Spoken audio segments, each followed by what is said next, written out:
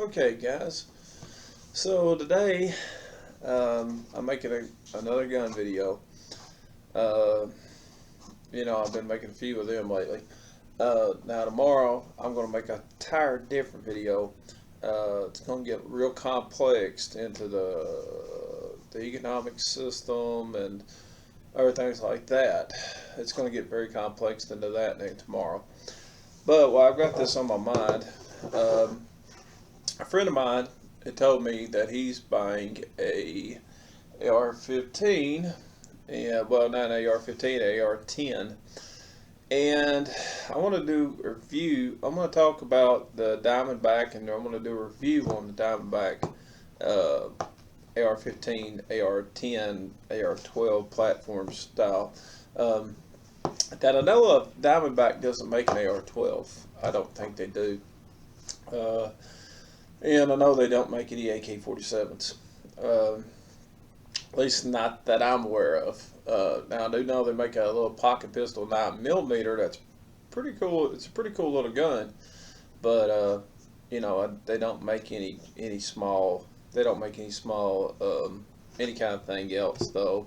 I think I seen something about a revolver one day. Diamondback revolver. I didn't even know Diamondback made a revolver, but I think I seen a Diamondback revolver. They're kind of spread out to many different calibers. You can get them in 7.62 by 39. I think you can get them in 350 Legend. You can get them in 308. You can get a Diamondback in many different calibers. I think 450 Bushmaster, 5.56, which is the most common, and you can pick up Diamondback 5.56. It's pretty cheap. And then actually on the scale of even the DB10, that's what they call that, Diamondback 10. The DB10, it's actually quite a cheap. It's actually quite a cheap, cheaper version of the 308 308 caliber. So let me get into discussing the Diamondback. This is my Diamondback. It's a 308. I mean, it's a 5.56. It says right here on the side 5.56 NATO. And let me get into kind of telling a bit of a story how Diamondback works. Diamondback, how they work and what they intend to do. Diamondback intends to basically make a quality firearm for a lot of people to be able to afford. And and the thing about them, a lot of people kind of get them kind of confused as a cheap firearm. They kind of get them confused with almost like a Ring of Fire type firearm, or like Radical. It's kind of a cheaper one. Delton, which is another one that's made here in North Carolina. Delton is, but they're actually supposed to be pretty good. The Deltons are supposed to be pretty good firearms, so I can't say much about them. Radical is the one that's supposed to be kind of iffy about quality. But Delton, I've heard, is pretty good. And Radical, but the Diamondback I'm talking about today, and I'll show you their symbol. It's right here on the side of it. That's a DB Diamondback. Diamondback, on the other hand, this one right here would cost you about $600 for base. Okay, now I've done other things to it, like I've added a butt stock. This is like $30 for this butt stock. I prefer me personally, I prefer a solid butt stock. That's how I work. That's how I like mine. It's solid butt stock. And I prefer the K2 grip, so I'll put that on there. And I haven't ever changed out my trigger guard. This trigger guard doesn't bother me. I mean, I don't feel like I need to take that chance of removing this and breaking these things right here. But Diamondback is a bit of a weird company. Oh yeah, and I also put the A2 sight styles on the thing. I like the A2 the best. It's got the difference between A2 and A1. That the A1 kind of didn't have this little roller thing, and this kind of rises and lowers the height of it. This is kind of an old school sniper type system. People that's been in Marine Corps and stuff like that, and back in the 80s and the 90s and stuff like that, they know about these things. These are my favorite anyway, compared to the flips. But But the flips work just fine. The flips do just work just fine. Now, a little bit of a story about the Diamondback. Oh yeah, another thing. I added this. I also added a front grip. I just like to have a front grip personally. Now, you may not be a front grip person, but I prefer a front grip. Now, if you don't want a front grip, that's perfectly on you. But I like a front grip. One thing is your hand gets real hot. Kind of gets hot holding them. That's me personally. That's how I prefer mine. Now, how these work? Okay, so basically, the Diamondback wants to basically make a cheap gun that everybody can kind of afford. They want to make a cheap gun that everybody can kind of afford, but they also want to make sure they're putting out a high quality firearm. So basically, you know, depending on how much money you pay Diamondback, you know, with like the one my friends getting, they got two different kind of barrels. Like you can get like a one that costs, you know, $950, which is a more of a basic model with more of a basic barrel, and it's a bit of a different basic barrel. Then you can get on up around at $1,600 and get more of what they call a precision barrel, which I don't really see the hype in the precision barrel, but that's on you if you prefer that.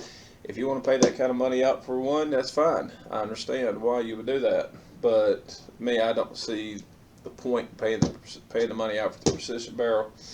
Another thing about like let's say with the base ones, like they got with Diamondback, how they work is the cheaper the Diamondback is, the less equipped it is. Okay, so this is the basic base model, and it just comes with this kind of flash, you know, this kind of muzzle brake type thing.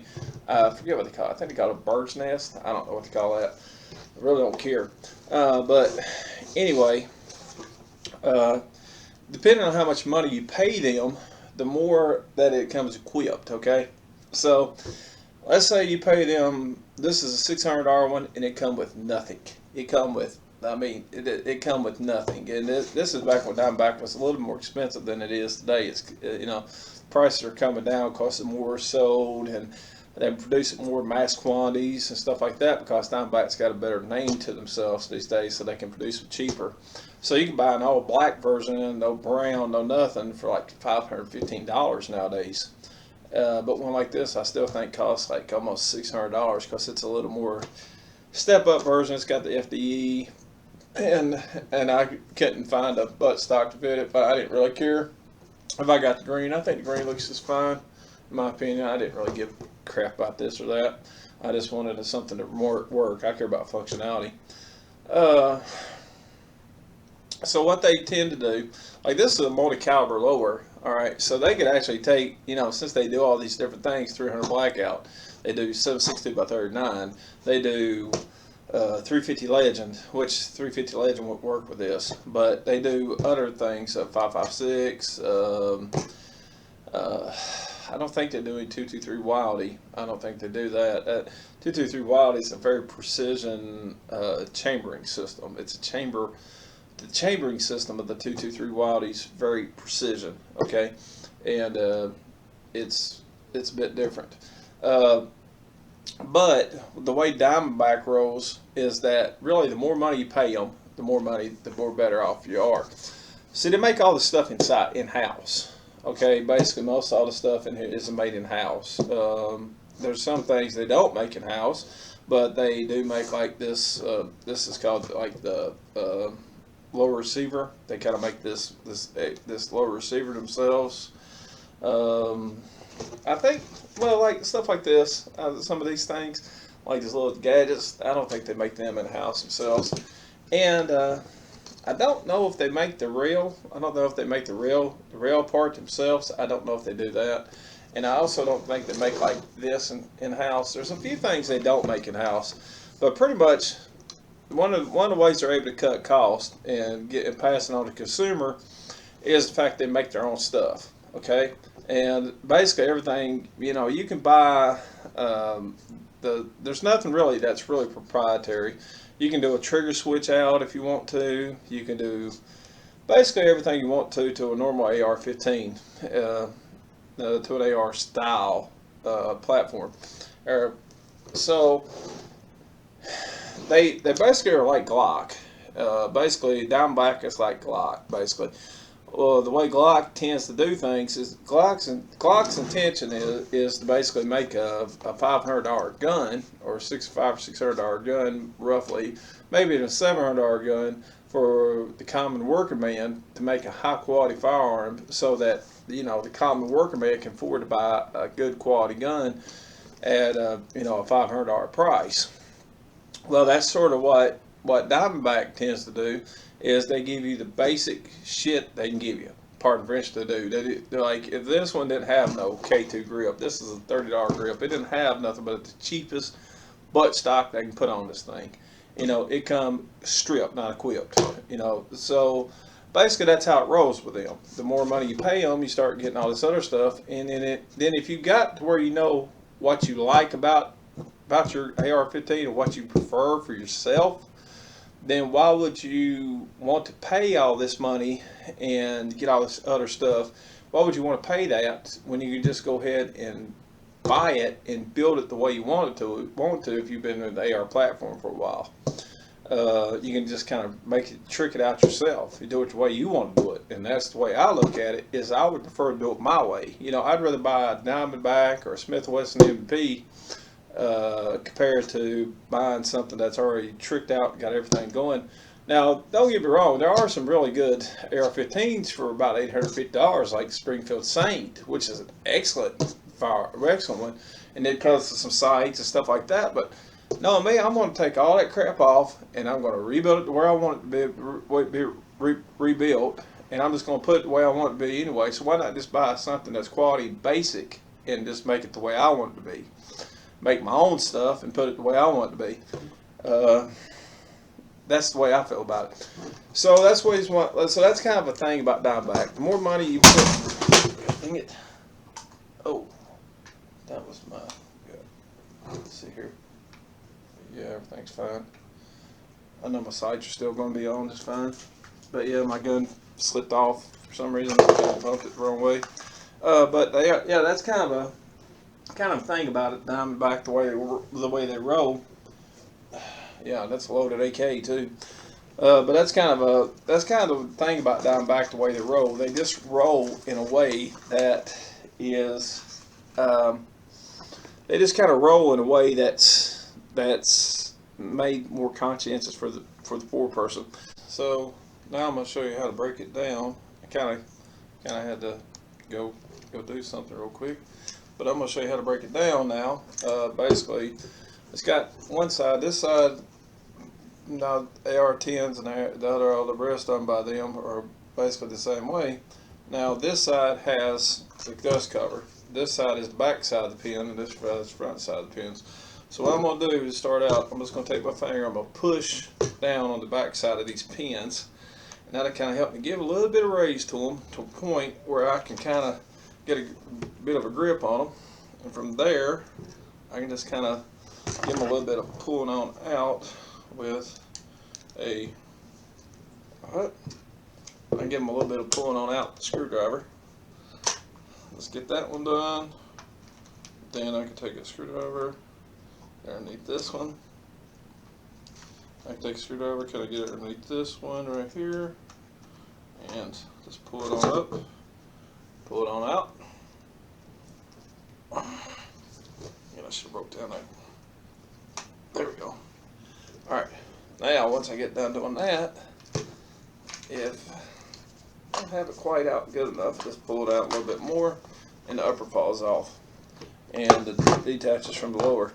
So this is the lower, this is called the lower part. If you go to buy a fully made already lower, then you have to go through a background check. With these guys though, that's not the case, okay? Now, AR-15s and AR-10s had this thing here. This is one reason why people love them so much more compared to an AK, because they're essentially the round is a lighter bullet. It's a fast round. It's not really, it's more of a fast round. It's a very lighter bullet. It's basically a varmint round, but it's actually it's a lighter bullet. It's a 223 bullet basically. 5.56 is just basically a 223 that's you know, kind of spiced up a little bit. So basically it's a 22 caliber bullet, and basically it's got this thing back here. It's called a buffer spring. Can you see that? I think you can. Back here, and it goes all the way back through this tube back here. Okay, there's a buffer tube back here, and this whole thing, when the recoil comes back, it's this buffer tube, and this buffer tube kind of helps gives it less recoil. So a lot of people really like that for them. Like I was telling you about Diamondback, basically all this stuff inside here, the trigger, everything, all this is made by Diamondback. That's one of the ways they kind of cut their cost. Another thing they do to kind of cut their cost, well, they basically make the whole gun themselves. I'm going to show you how to disassemble this thing and put it back together. Okay, now this is for cleaning purposes. Now I can make a cleaning video. Okay, so you won't be too confused or try to figure out how to do it. So this is basically the rod, and then basically what you'll do is you will take and it's got a little thing here, and you basically will pull. Basically what you'll do is you'll pull this pin. There's a little pin right here out. I don't have a little pick with me. No, I don't have a little pick with me, but basically you'll pull this little pin out. If I can do this with just a screwdriver, I will. I can. You can just pull this little pin right here out. Now that pin's out. Now once you pull that pin out, this will sort of come back on. The firing pin will sort of come out. Alright, once you pull that little pin out, the firing pin will drop out. Now, you'll pull this back. You'll basically pull it back, and it's got a little thing up here up top. Okay, and you pull this back, and then you'll expose this, and that will just pop right on out after the pin's out of there. Firing pin's out. I got this thing pretty oiled up, but this little piece right here will just pop right on out. Should, if I get it put in the right position, it'll pop right on out. If I can turn it back around properly, they come right on out. And then once that's, come on. Every time you get on camera, that's what they say. That's the truth too, believe me. So once you kind of pull that little piece there, come on you butthole.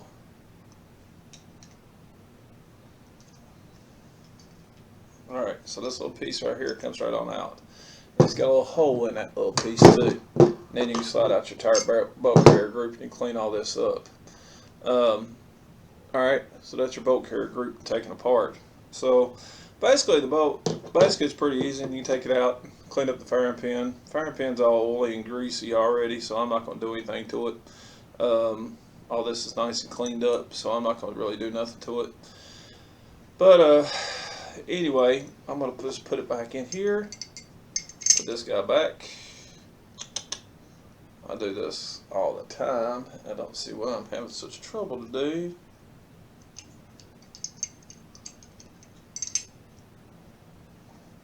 There we go.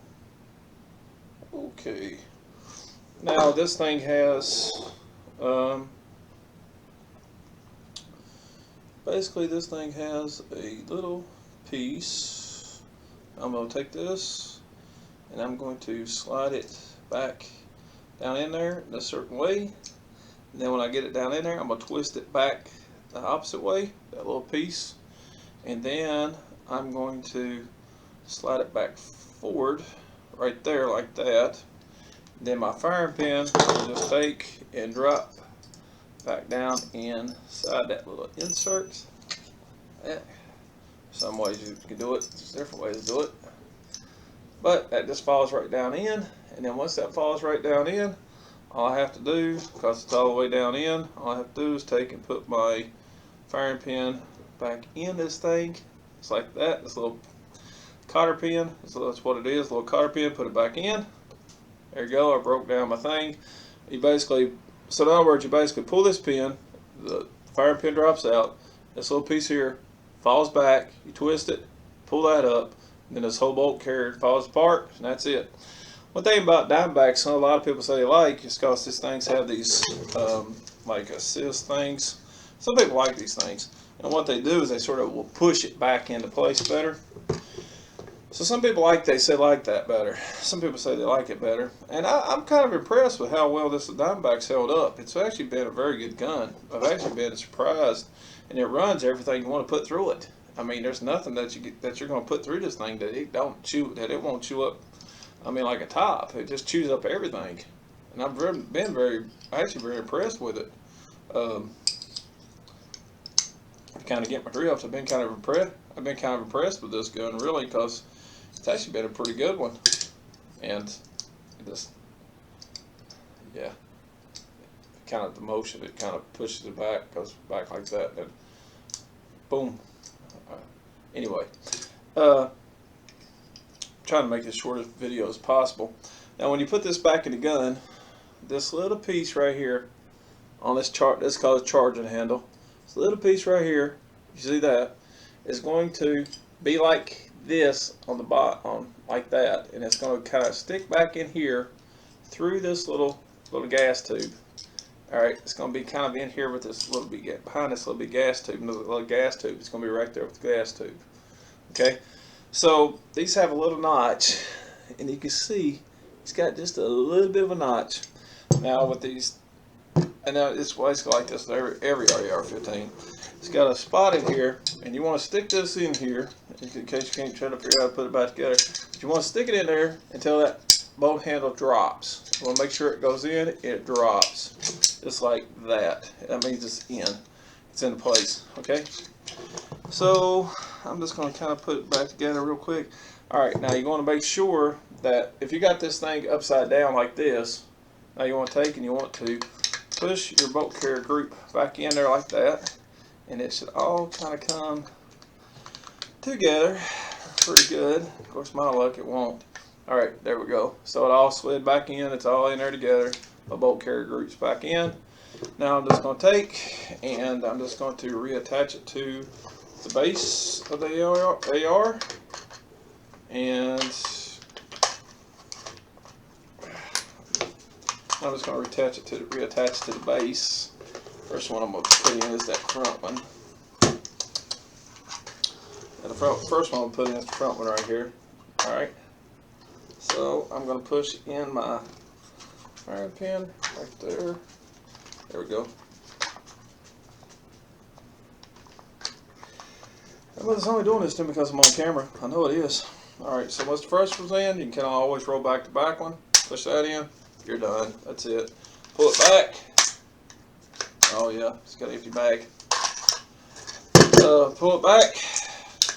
Put it back forward. Pull the trigger. Boom. Pull it back. Let it back forward. Put your safety on. Check it. Make sure it's safe. It's safe. Pull the trigger again. And then if you ever need to put a round in these things, all you have to do is put your bullets in, and then just push this button and push it, or you can actually pull the charging handle back, and that will charge your AR-15, and then you're good to go. So that's all you have to do to basically make get your AR-15 to be done. So you're good. And then, you know, the AR-15 and AR-10 is basically the same, basically the same concept. So, you know, there's really not much. If you wonder if there's much difference, there's not much difference between the two. I was going to talk about bullets compared to, the DB10. If you're kind of worth it, wonder if it's worth it to upgrade to a 10 to 308 from 5.56. Well, let me explain it to you like this. 5.56 has come along.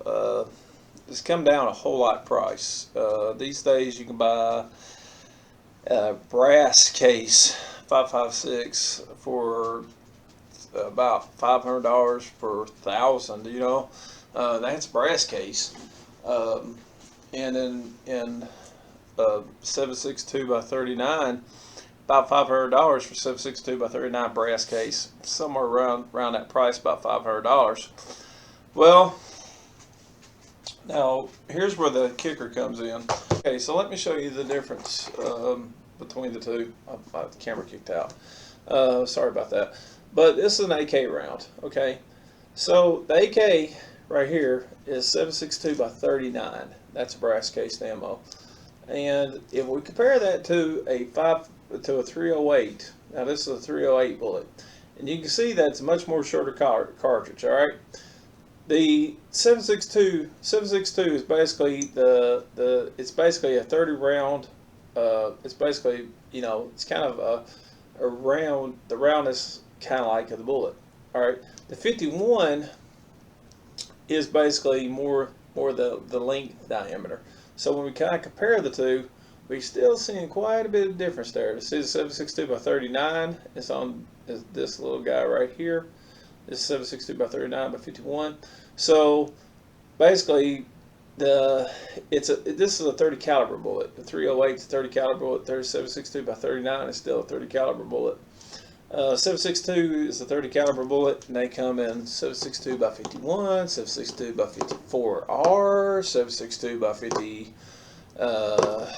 7.62 by, I don't know, but there is a ton of chamber. There's basically, I think even the 30-06 is a 7.62, if I'm not mistaken. Now the 270, I don't think. Now the 270 is not a 7.62, I don't believe.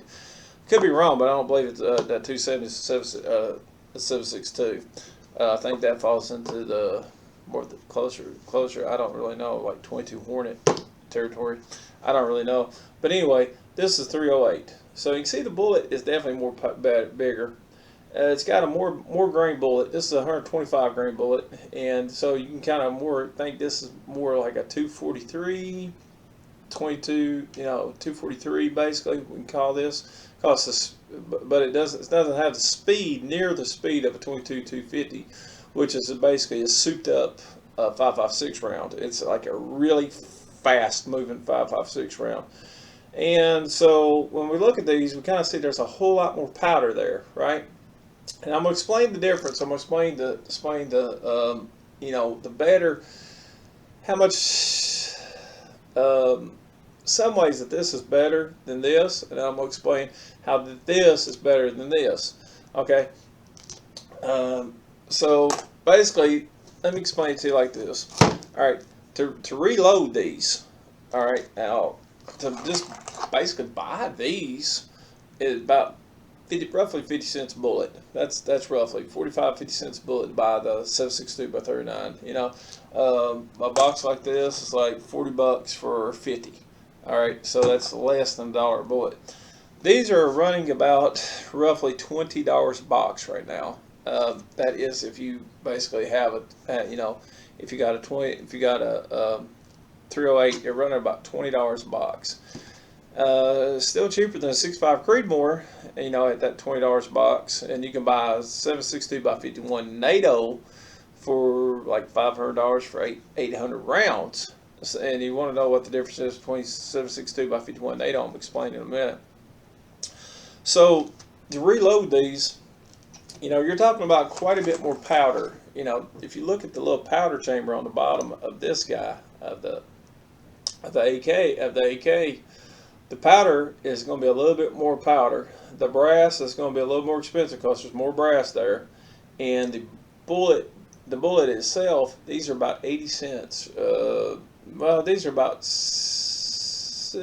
probably, I'm going to say with the powder, and then you got this little piece down here called the primer. That's the little place where it strikes at. You got the primer, you got the powder, you've got the bullet itself, and everything. So you're looking at about roughly, I think probably about 75 cents to reload this. All right. So, you know, you're looking at, well, 75-80 cents to reload this, so about $16 a box. Well, if you can just buy the box for $20 a box, you're only paying $4 more just to buy made box. You know what I'm saying? Now to reload these, you know, we can reload these about 30 cents, 35 cents a piece. So that's kind of an advantage to the. It just depends on where you buy it at, and it depends on who you get it from. You know, it depends. But by the time you get done putting that less powder, you know, this has more powder, and by the time you get done buying the lesser grain bullet and primer, you know, you can buy roughly about 35 cents a piece, roughly 35 cents a piece. It just depends. It depends on who you're dealing with, and it also depends on if it's brass case or steel case. A lot of these things come in steel cases, which I got, so I happen to have some steel case here. And a steel case, it looks like this, and this is brass case. So steel cases, though, you can actually, in some cases, just buy them for like $450 a thousand. 450, yeah, something like that, about $450 a thousand, $400 a thousand. So that makes 45 cents a bullet. These are about 87 cents to $1 bullet. So you buy 500 bullets, you're about $500. Buy 1,000 bullets, you're $1,000. That's kind of the downfall to the 308. But the upside to 308 is a lot more powerful. You know, these are a lot more powerful. They got a lot more farther range than the 7.62 by 39. They are, you know, everybody who's basically shooting things online, if you ever watch them, they always say, time to pull out the 308. Boom, and then they shoot something, and it couldn't withstand the 308. No, look at it, it couldn't withstand the 308.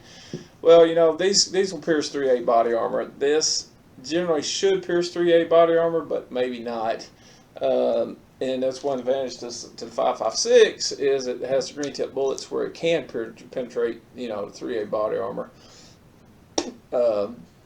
So that's kind of the advantage to the 308. Okay, well, let me explain the 308 bullet, and I'll set all these things to the side. And so the 308 bullet is basically, depends on what you look at. Some people say that the 7.62 by 30, the 7.62 by 51 NATO, which is basically the NATO version of a 308, basically, and if, like your IWI Travors actually take the 7.62 by 51 NATO. Now you wonder if those would be both are capable of being shot in the exact same gun. Well, back here, I've got my 7.62. I've got my 308 Mossberg Patriot, and it can shoot 7.62 by 51, 7.62 or 308 bullets. But my scope is set for a 308 bullet, not for a 7.62 by 51. So I'd have to readjust my scope because I'm shooting the different ammo. All right. So that's the same way it would be if I were to basically go to shooting different stuff. Well, it's going to throw off my point of aim. So some people, I've seen some cases where the 7.62 by 51 was actually a better round.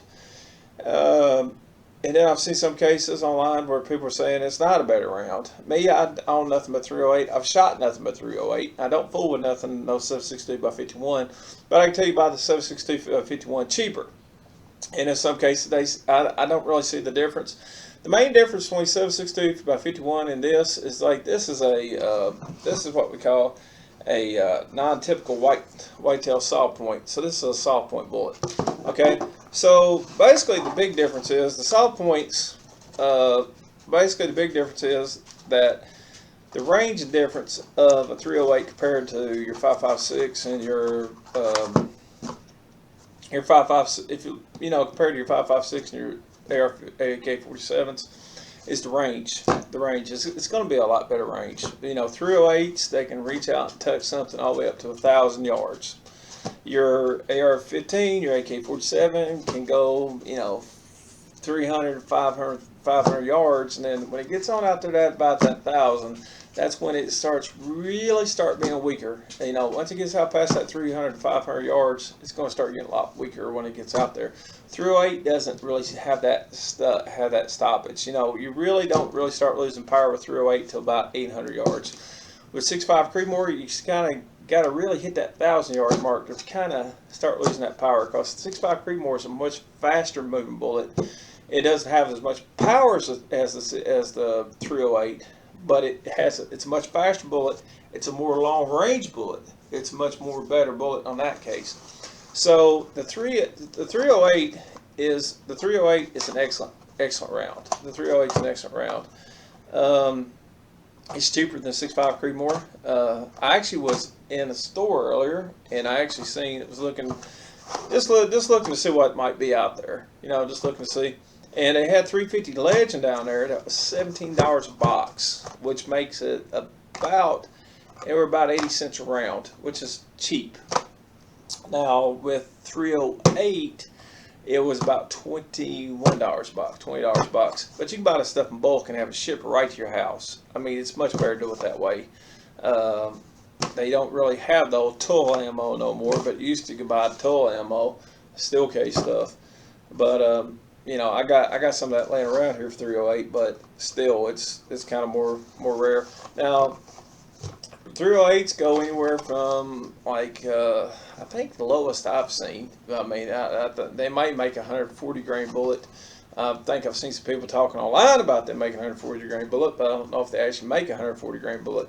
But I've seen that in the reload sections is between 115, they got some 115, 130 grain bullet, but that's a hollow point. But most of what I've seen anyway for any kind of serious soft tip or soft tip points or something like this or that, it's about 147. Then you got a middleweight, what I call 168, and then you kind of can get on up there around the 180 range, and then they got some that's on up there around 190, which is a heavy hitter. I don't really recommend that. I kind of recommend the middleweight, what I call middleweight. That's between 150 and between 150 and 180. I call it one I call it middleweight, which is 165. That's some reason for my gun personally. I found that to be the best round. But 150s work just fine. This is a 150 grain. 150s work just fine. So I mean, if you can buy 1,000 150s, buy 1,000 150s. Why not? So just kind of letting you know, is there much of a difference between 7.62 by 51? I really don't know if there is, but that's just talking about the ammo. You know, so when we compare that to the good old, you know, standardized AK, which still has the standard AK still has plenty of power for killing deer and doing this and that and everything else. It's definitely not a round that's a weak round, by no means. They don't have the green tip bullets though, so that's kind of an advantage to the AR-15. But they do actually, believe it or not, they actually do have like a core locks and stuff like that for 308. So that's kind of also an advantage of them. So anyway, I hope you understand how it works with your AK-47s, with your Diamondbacks and your AR-10s.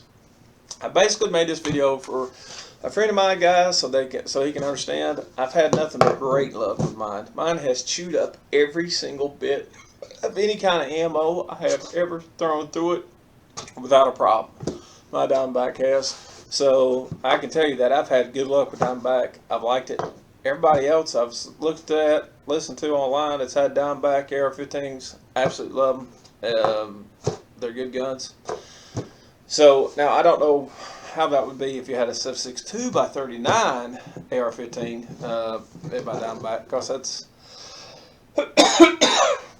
those things are kind of getting that crossover mode. So you know, it's like buying an AK that's chambered at 5.56, and then these aren't the best guns, you know.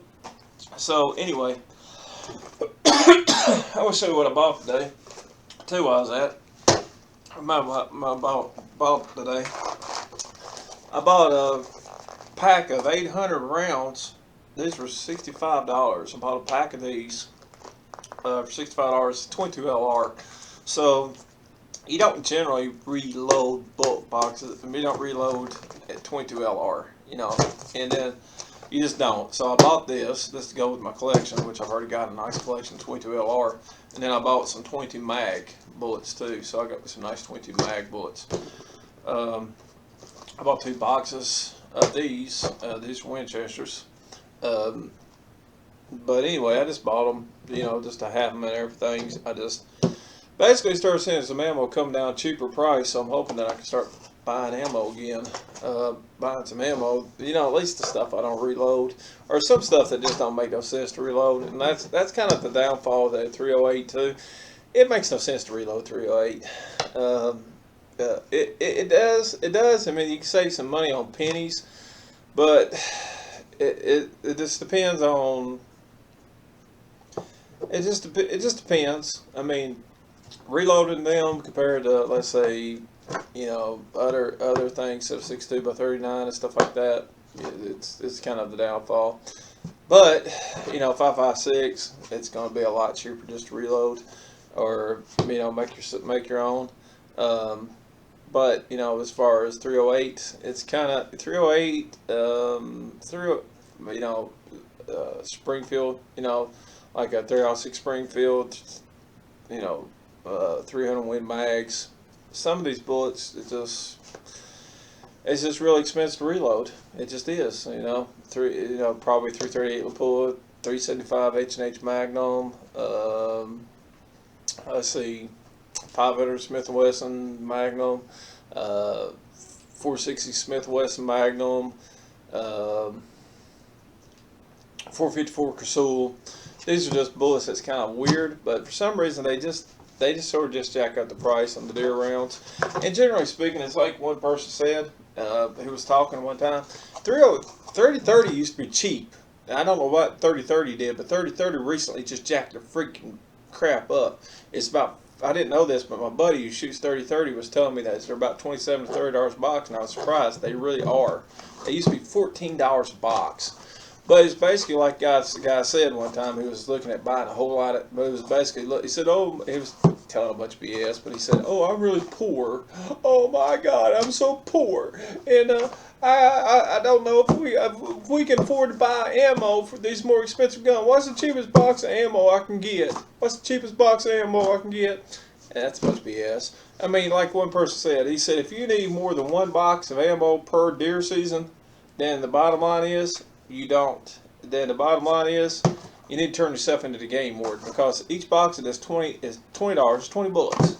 $20, 20 bullets. I mean, really, that's the bottom line. $20, 20 bullets. If you can take more than $20 worth of bullets, I mean, more than $20, I mean, 20 rounds a game, then you know, really, it's what a person said. They said if you're that poor, you just need to turn yourself into the. I mean, if you really are going to shoot up that much ammo, you need to turn yourself into the game warden. And that's really the truth, because even if you shot, let's say, 2 boxes, you got a bear, you got a moose, you got a bear, you got a moose, you got an elk, you got you got white-tailed deer, black-tailed deer, and you took everything you can possibly take with your thing. You probably still would not shoot up more than 2 or 3 boxes a year. You're not that poor, for God's sakes. So this guy was just talking about for bulk buying. That's what he was talking about. He's talking a bunch of nonsense, and people just seen right through it.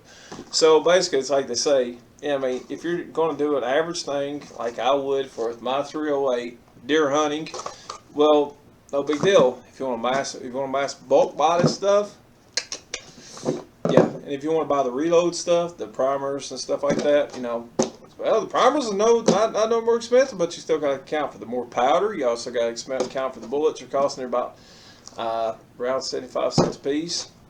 Yeah, by the time you get down reloading it, you might as well just go ahead and just buy the dang bullets. That's the way it is at 308. So that's kind of the downfall. That's one of the reasons why I never switched to 308. But anyway, you be good at it, and I hope this video helped.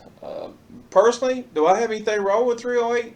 Having a 308 AR. Personally, if I get one at a good price and everything, I would love to have an AR that's chambered in 308. But the only downfall I've ever had about 308 AR compared to just buying a good old AK or a good old, another 5.56, or something like a 350 Bushmaster. Like I said, it's $16 a box for 350 Bushmaster, and that's a pretty big round. So let's say I was going to do that. Well, I look at it from a bullet standpoint, and from a bullet standpoint, the 308 is just a little bit cheaper than bulk buy for it, higher to bulk buy for it, but is the advantages of the 308 much better? I mean, you got the home defense, you got defense, you got big game hunting, you got far range with basically still an assault type rifle. So you got a lot of advantages, but it does come with a cost, and that higher cost.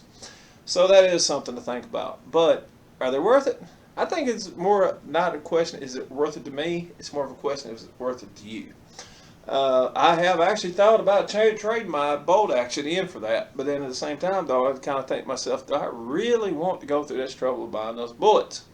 And because, reload it. Now, if you can find a way to way to reload this stuff for $10 a box, you let me know. By God, I swear, I'll trade out this bolt action tomorrow, practically. Well, not tomorrow. I mean, I wouldn't really have the cash after buying this friggin' AK. But, well, I would have the cash, but I wouldn't want to break the bank. But let's put it this way: would I basically go out and just buy a friggin' AR? Would I tomorrow if I could reload for, let's say, $10 a box? Yeah, I think I would. I gotta tell you, I probably would. But that's just me. Yeah. Oh yeah. Another thing, these things like this AR-15 compared to my 308. 308s, in my opinion, have less recoil than the AR-15 does. It has less recoil than the AK-47 does. To be honest with you, I think 308 is something. Now some people say, like I've seen some people say that comparing it to your, well, I don't know. I think they're about even. But one guy said that in the AR platform, you could actually feel the difference. I don't know. But if you can't handle the recoil of a 308, then believe me, stay away from an AK-47. You're really not going to want to be with an AK-47. Anyway, be good at it.